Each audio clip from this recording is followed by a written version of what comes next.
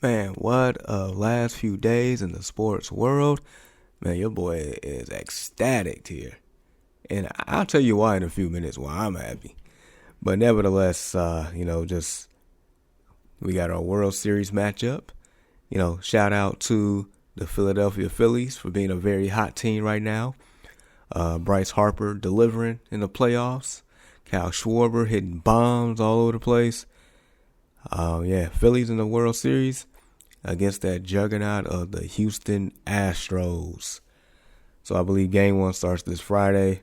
But yeah, shout out to both those teams for winning a pennant each in their respective conference. So we got that going. NBA is, just ticked off last week, but been seeing some good basketball. Been taking notes, the ups and downs, the highs, the lows there. But, we're going to start this show off as we do any other Tuesday show at this point. Recapping the NFL Week 7, starting with Thursday. Cardinals, Saints, DeAndre Hopkins returns. There's no Hollywood Brown. But no problem. The Cardinals defense shows up. Andy Dalton from the Saints threw 6 touchdowns, 4 to his own team, 2 to the Cardinals. 2 pick sixes in the same 2-minute drill at the end of the first half. Yeah, Cardinals ended up winning 42-34. Like I said, DeAndre Hopkins came back, and that man put on a clinic. If I'm not mistaken, 14 targets, 10 catches for 103 yards. Welcome back, DeAndre Hopkins. As owner of DeAndre Hopkins in 3 fantasy football leagues, I was very happy, and of course I played him. All right, Sunday started off. Sundays at like the morning/afternoon games in the beginning. Whew. Especially if you're a Bengals fan, Joe Burrow had one of those games. They ended up beating the Falcons 35-17. Joe Burrow, 481 yards passing, 3 touchdowns. He also had 20 yards rushing and a rushing touchdown. 4 total touchdowns in this game. Tyler Boyd had 8 catches for 155 and a touchdown. Jamar Chase, my namesake, had 8 catches for 130 and 2 touchdowns. Even T. Higgins had 93 yards off 5 catches. Such a wonderful game for the Cincinnati Bengals there. They are 4-3. Atlanta is 3-4. Dak Prescott came back. He looked a little rusty, but nevertheless, they got the job done. Dak Prescott first game back since week 1, injuring that thumb, 207 yards passing, 1 touchdown, no picks. Ezekiel Elliott, even though he continues to be inefficient running the ball, but, he scored 2 touchdowns against those woeful Lions, who I ain't going to say all of us, but some of us, who watch Hard Knocks had a, soft spot in their heart for the Lions this year. Thought they was going to do well. But, they're sitting here 1-5 on the year. They need DeAndre Swift back in the quickness, man. In the quickness. All right, Colts, Titans. Titans end up winning this game 19-10. Matt Ryan, did get hurt, but also to note, Matt Ryan is permanently benched for the rest of the season. Sam Ehlinger is now your new starting quarterback. I talked to a few Colts fans. They are, excited for this move. They were sick of, watching Matty Ice or Ice Cold or whatever you want to call him these days. He's just not that guy. He's not. Career is over. In my opinion, he's washed. He always had at peak a B+ career, even when he won MVP that one year. But nevertheless, Titans are 4-2 after starting off the season 0-2. They won 4 straight. The Colts are 3-1. Who would have thought that tie would have come in handy right now, right? I guess in one of the stunner games, I actually predicted the Commanders to win this game on the Early Morning Sports Talk podcast on Saturday mornings. But yeah, Commanders with the upset at home, 23-21. Both teams are 3-4 over the Pack. The Packers lost 3 straight. Can't remember the last time the Packers lost 3 straight with Aaron Rodgers, but hey, here we are.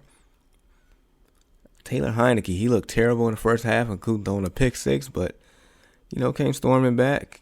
201 passing yards, 2 TDs, 1 pick.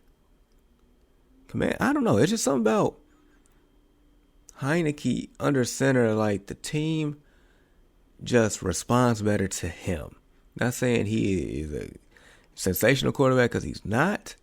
But they just play with a little bit more grit. A little edge.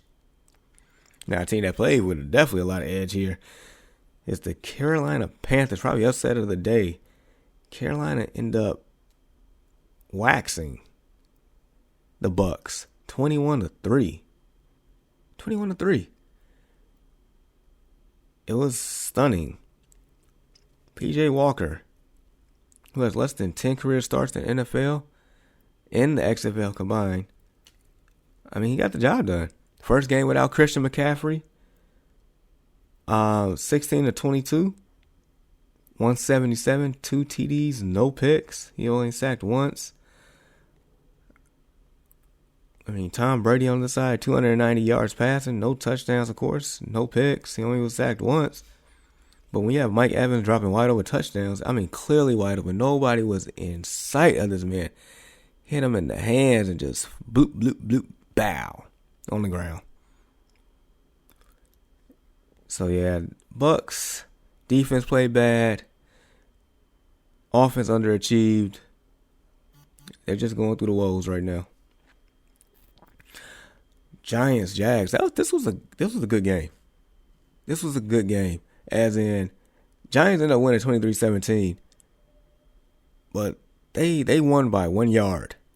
Last play of the game, Trevor Lawrence, I think he threw it to Kirk or Marvin Jones. I forgot which one, but he was stopped at the 1 yard line. The 1 yard line. It's like Giants had to put like 3 or 4 people to make sure he didn't cross that plane. Great ending. But yeah, Giants 6-1 out here. They might be a legitimate team. They just might. Like, seriously. Daniel Jones, 19-30, 202 yards, 1 touchdown, no picks.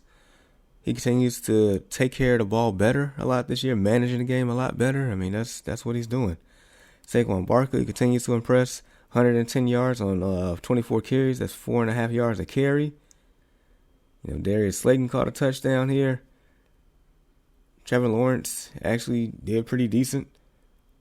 310 yards passing. No picks, no TDs, but he had a rushing touchdown. Travis Etienne, 14 carries for 114 yards and a touchdown. And guess what, Jags fans? You're going to see a lot more Travis Etienne because they just traded James Robinson to the Jets. It was kind of random, but hey, that's what happened. Speaking of the Jets end up winning 16-9 in Mile High. There was no Russ, so we'd have to hear, Broncos country, let's ride. It was more so Broncos country, let's hide. As in, the Broncos are 2-5 on the year. They had a backup quarterback, Ripien. I think I just said it right. It feels like the Broncos don't know who to put in the backfield as far as running backs. I feel like Ripien actually did a better job of, spreading the ball around a little bit. But the more concerning news here, Breece Hall. Breece Hall only had 4 carries in this game for 72 yards and a touchdown, including a 62-yard rushing touchdown. But he ended up tearing his ACL on the most routine tackle. It didn't even look like much, but unfortunately his season is over. And that's the main reason why the Jets traded for James Robinson, who, now is a former Jaguar. But Jets, trying to continue to stay relevant here. They're 5-2 in the year. Ravens, Browns. Ravens escaped. The Browns had opportunities to, make this happen. But, Ravens did enough. Ravens definitely did enough here to, stay above water, as in above 500. They're 4-3. Browns 2-5. Browns could easily be 5-2, but Jacoby Brissett's just not enough. Nick Chubb continues to impress. 91 yards on 5.7 yards per carry here with a touchdown. Lamar Jackson, just 120 yards passing on 16 attempts. He had 59 rushing yards. The story was Gus Edwards, who became active, and we learned right before kickoff that he was going to be the starter. 66 yards rushing on 16 carries and 2 touchdowns. The Ravens needed that boost. Moving right along, the Raiders had themselves a day. Ended up beating the Houston Texans 38-20. The Raiders are 2-4 on the year, as in the Texans are 1-4-1 on the year. Josh Jacobs was the player of the game for sure. 20 carries, 143 yards, and 3 touchdowns. 3 of them boys. Josh Jacobs paid dividends to my DraftKings lineup. This is 2 straight weeks in a row I'm cashing out in tournaments. Good stuff, Josh Jacobs. Derek Carr only had 6 incompletions, 241 yards, 21 for 27 passing, 1 touchdown, no picks. Davis Mills threw for over 300 yards. Damian Pierce, rookie running back, continues to impress, 92 yards rushing on 20 carries. They just need more weapons. I guess in a stunner, but I did pick the Seahawks to win this game. Underdogs on the road against the Chargers. Both teams are 4-3 now. 37-23 was the final score. So, a couple things to note here. For the Seahawks, DK Metcalf left the game with a knee injury. He's going to miss some time. But it was Marquise Goodwin, the former 49er, the former Bear. 4 catches for 67 yards and 2 touchdowns. Ken Walker III, 23 carries, 168 yards and 2 touchdowns. That man is a baller. He is legit. He's going to be the reason why the Seahawks stay relevant for the rest of this year. Facts. Justin Herbert, 293 yards passing, 2 touchdowns, 1 interception. Austin Eckler with 12 catches and 96 yards. A touchdown. Mike Williams left the game. People thought it was a leg injury that turned out to be a high ankle sprain. He is going to miss some time as well. And also, on the other side of the ball for the Chargers, J.C. Jackson is out for the rest of the year. So, their secondary just took a big blow. He was basically the best corner this past offseason. They got signed coming over from the Patriots. So, in the AFC West, that is a big blow for them. The 49ers, who acquired Christian McCaffrey, yes, run CMC himself, late Thursday night from the Panthers for their 2nd, 3rd, and 4th round draft pick of this upcoming draft and a 5th round draft pick for the following draft. He played. He asked for the playbook on a plane on his way over to the Bay Area, where he went to Stanford at. So he has roots over here. Not to mention his coach, Kyle Shanahan, his dad, Mike Shanahan, used to coach his dad, Ed McCaffrey. It's a whole family tree going on. Whole family tree. With all that being said, the Chiefs came in to the 49ers and blew them out. 44-23. Man, Patrick Mahomes had himself a day. 423 yards passing, 3 TDs and 1 pick. Juju Smith-Schuster and Marquez Valdez-Scantling, the guys with double last names, came and performed. Juju, 7 catches, 124 yards, and a touchdown. Marquez, MVS himself, 3 catches for 111 yards. Boy, oh boy. And the one thing to note here for the Chiefs offense, the rookie Isaiah Pacheco, who took over Tyreek Hill's number 10, they announced him as the starting running back. It's still by committee, but he became the starter. 8 carries for 43 yards. And as far as the Niners, Jimmy G threw for 303 yards, 2 TDs, 1 pick. Kittle found the end zone for the first time this year. But yeah, the Kansas City Chiefs put the Niners on notice. Well, more so the league itself. The Niners are probably one of the most complete teams in the league now. But the Chiefs, just letting people know that they are still a real team. So,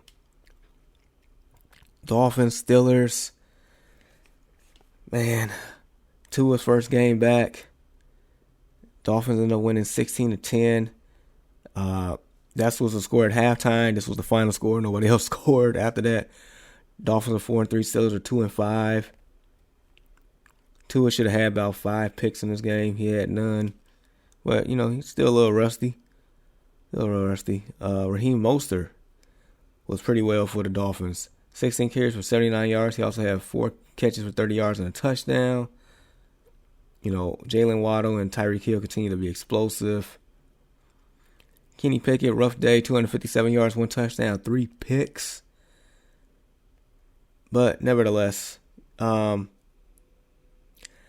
Steelers, them being 2-5, we've never seen a losing season out of Mike Tomlin, and now he's definitely in danger of that happening for the first time in his coaching career. Now, we're going to get to the reason why I'm ecstatic here. We're going to get to the real reason. So, my Bears, last night, played on Monday Night Football. This is the last time my Bears is actually going to be on prime time this year. The first 2 times they got embarrassed on national TV. I think the first one was week 2 or week 3 against the Packers on Sunday Night Football, where Aaron Jones just, came out there and just ran all over us. It was embarrassing. And then 2 Thursdays ago, played against the Commanders on Thursday Night Football. And it was just almost but not quite. Just embarrassed ourselves. Carson Wentz only threw for 99 yards and we still lost the game. A muff punt was the difference in that game. So the Bears goes into Foxborough. First time we played in Foxborough in 8 years. My Bears end up winning the game. But not only they won, it's how they won. They ended up winning 33-14. Like, the Patriots only scored in the second quarter the whole game. They didn't score any time after that.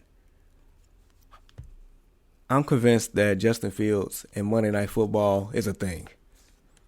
And just to remind you, last year, his rookie year, the Bears went into Heinz Field at the time in Pittsburgh, where Justin Fields had the best game of the season last year at that point.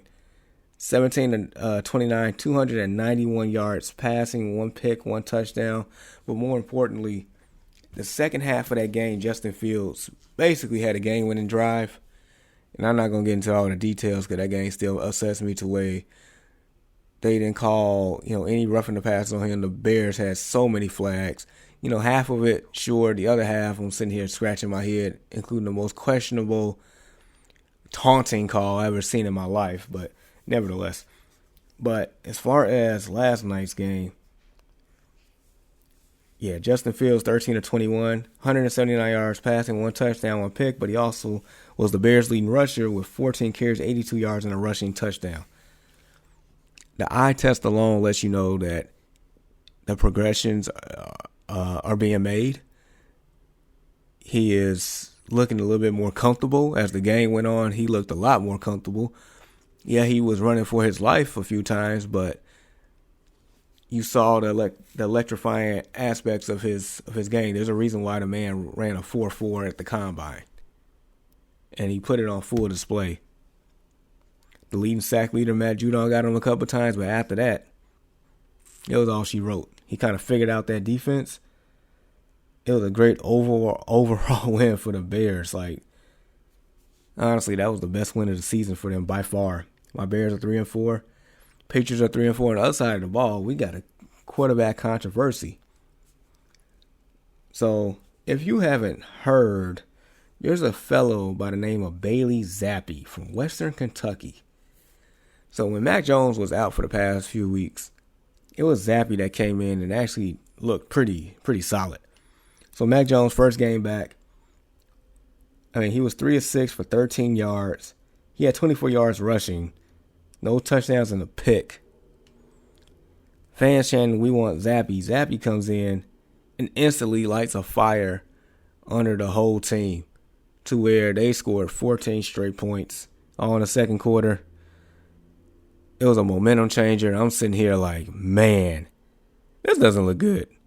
I'm thinking here comes Tom Brady 2.0 in the making. This team's about to rally and just blow us out on national TV. But no, after that second score to where the Patriots went up 14-10, Justin Fields and the Bears offense, they settled down. They marched downfield.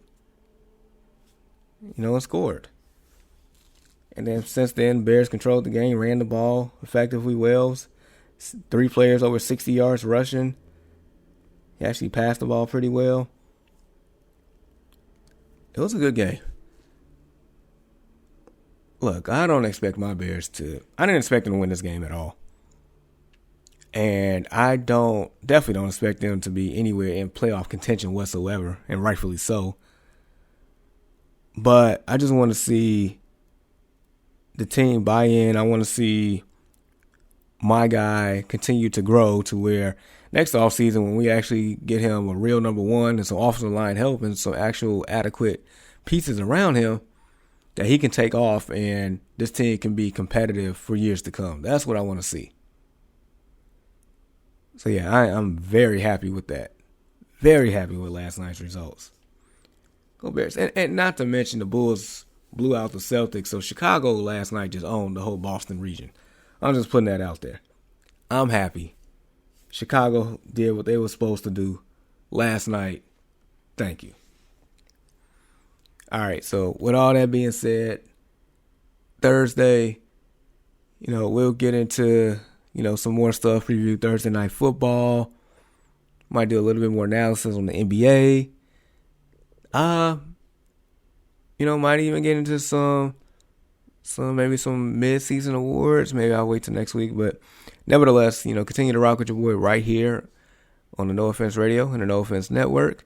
Follow at JGoodWithSports on Facebook, Twitter, Instagram, TikTok. Yeah, continue to rock with your boy right here. So yeah, you all, have a good one. Be safe. And I'll see you next time. Peace.